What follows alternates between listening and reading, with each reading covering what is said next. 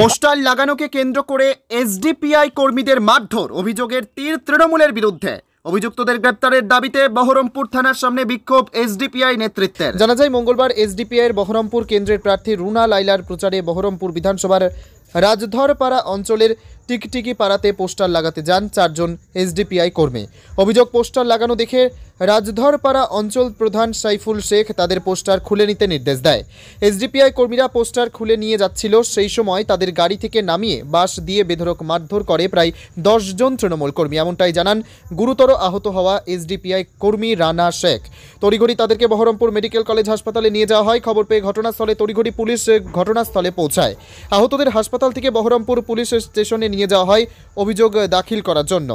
সেখানে তৃণমূল অঞ্চল প্রধান সাইফুল শেখ সহ মোট 10 জন কর্মীর বিরুদ্ধে অভিযোগ জানানো হয় বলে খবর। অন্যদিকে এই ঘটনার প্রতিবাদে অভিযুক্তদের গ্রেপ্তারের দাবিতে বহরমপুর থানার সামনে বিক্ষোভ দেখাতে থাকে এসডিপিআই নেতৃত্ব। তাদের দাবি 24 ঘন্টার মধ্যে অপরাধীদের গ্রেপ্তার করতে হবে। পরবর্তীতে পুলিশ আশ্বাসে বিক্ষোভ তুলে নেয় তারা, যদিও এ নিয়ে অভিযুক্ত প্রধানের সঙ্গে যোগাযোগ করা সম্ভব হয়নি। আমরা নগরজল টিকটিকি পাড়ায় পোস্টার মারতে গিয়েছিলাম, মোটামুটি 10:30, 10:45 সেরকম হবে। আমরা কয়েকটা পোস্টার মেরেছি, তো কিছু লোক এসে আমাদের যায় পোস্টার মারতে। কে বললো যে কেউ তো বলেনি, আমরা মারছিলাম। তো পোস্টার তুললাম। তোলার পরে বলছে আমাকে চিনিস, উল্টা পাল্টা অকথ্য ভাষা গালিগালাজ দিয়ে আমাকে যে বাড়ি কোথায়, আমি বাড়ি বলা মাত্রই আমাকে ধরে দেড়াক্কা মার, মানে যা পেয়েছে হাতের মাথায় তাই দিয়ে হয়েছে। তারপরে বাঁশ, একজন আবার রড নিয়ে এসেছিলো, আবার 2-3 জন হেসে টেসে নিয়ে আসছিলো। হঠাৎ এসে মারতে লাগলো নাকি?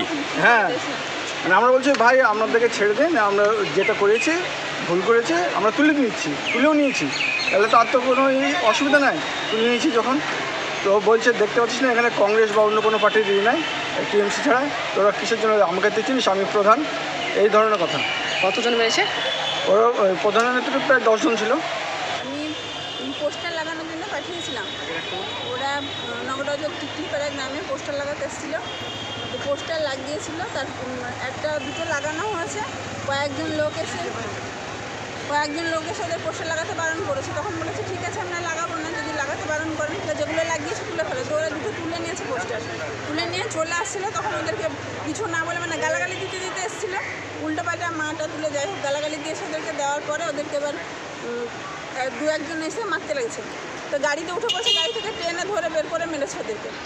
2 জন নাকি বটি নিয়ে আসছিলো, দিয়ে মানে মেরে ফেলার জন্য দৌড়ে পালিয়েছে। আর একটা ছেলে ছিল, সেটা দৌড়ে মাঠের দিকে পালিয়ে গেছে, ওকে ধরতে পারেনি, লাগেনি। 3 জনকে পেয়েছে, 3 জনকে মেরেছে। ওরা মানে কারা? টিএমসির গুন্ডা বাহিনী, যে মমতা ব্যানার্জি টিএমসি গুন্ডা বাহিনী পুষে রেখেছে। এখন অনেক জায়গায় বুথ দখল হচ্ছে, এটা লোকসভার ইলেকশন, এর আগে কখনো শুনিনি যে লোকসভার ইলেকশনে বুথ দখল হয়। এখন বুথ দখল হচ্ছে, মারামারি করে গুন্ডারা চালু করে রেখেছে, এটাই বজায় রাখতে চাইছে। তো পোস্টার মারতে গেছিলো, বাড়ি বাড়ি ক্যাম্পেনও করতে যায়নি, বা মাইকিংও প্রচার হচ্ছিল না। কাকুয়ারাও কেন এরকম মানে অত্যাচার হবে সাধারণ মানুষের উপরে? আগামী 24 ঘন্টার মধ্যে এই কালপিটদের অ্যারেস্ট না করলে এসডিপিআই পার্টির পক্ষ থেকে আমরা রাস্তায় নামবো।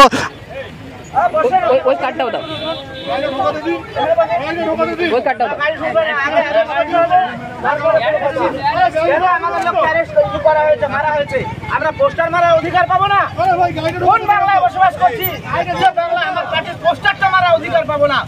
ভিডিও করার দিকে আসো না, পোস্টার মারতে গিয়ে তাকে কেন এভাবে আঘাত করা হয়েছে?